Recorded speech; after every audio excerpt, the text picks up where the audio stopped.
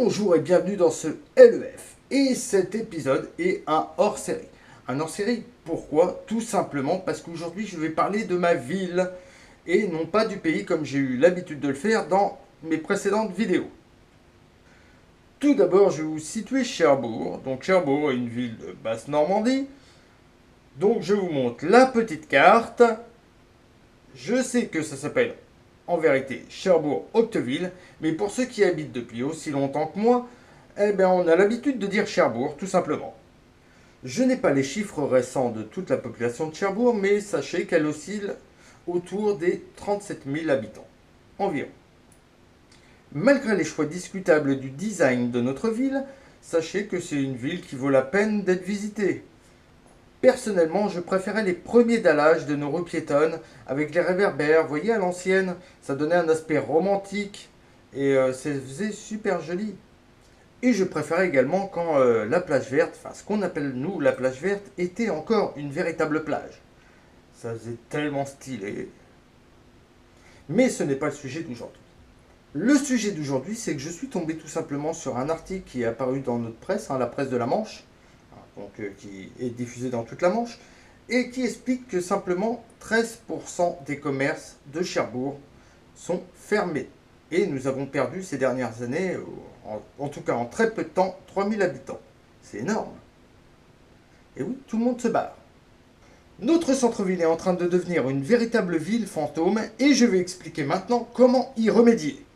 Tout d'abord, sachez que Cherbourg était une ville à fort afflux touristique. Ces touristes qui venaient d'Angleterre, donc participaient au développement économique de notre ville et donc faisaient vivre nos commerces. C'est de moins en moins le cas. L'accès à notre centre-ville n'est plus si aisé et il suffirait simplement de relocaliser notre gare maritime à un autre endroit ou alors de créer un chemin visant à amener les touristes jusqu'à notre centre-ville. Parce que là, ils arrivent juste de notre gare maritime, ils passent un petit moment aux Éléis et ils se barrent directement par la gare ferroviaire. Donc les hélices, pour ceux qui ne savent pas ce que c'est, au cas où, ça peut arriver, si vous n'êtes pas du coin notamment et que vous me regardez quand même, eh ben c'est tout simplement un hypermarché. Il est à un endroit pile entre la gare maritime et la gare ferroviaire. Les gens, ils passent même plus par le centre-ville qui est à l'opposé, vraiment. Mais sans parler de notre afflux touristique qu'on a perdu tout bêtement ces dernières années, je vais vous montrer quand même comment remédier à la situation actuelle.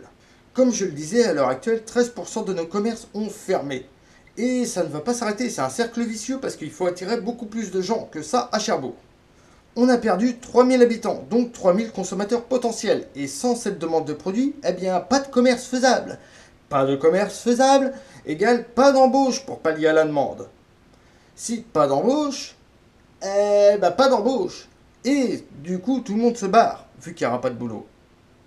Ce qui fait encore des gens en moins, et ce qui fait encore moins de demandes, et ce qui fait...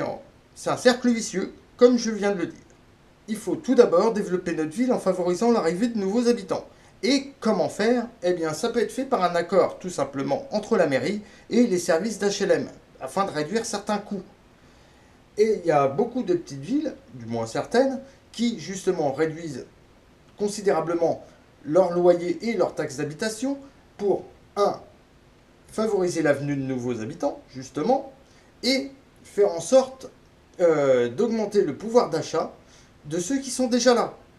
Et forcément, le reste se fera naturellement. Donc, comme je vous le disais, la taxe d'habitation est aussi à revoir à la baisse, parce que de moins en moins de personnes arrivent à supporter le poids de toutes ces charges.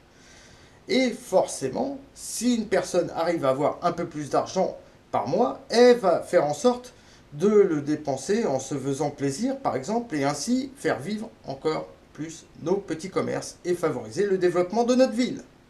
CQF fucking D.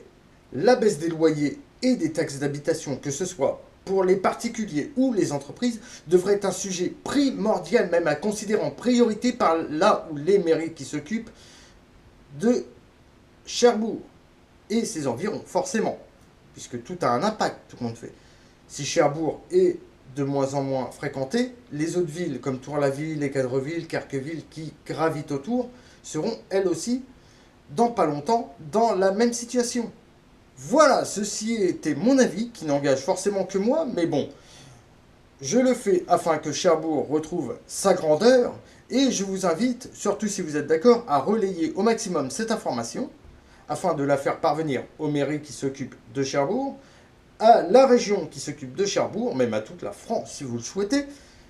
Et sur ce, je vous dis à la prochaine pour un nouvel LEF. Celui-ci c'était un hors-série. Je vous remercie de me suivre. Tchuss.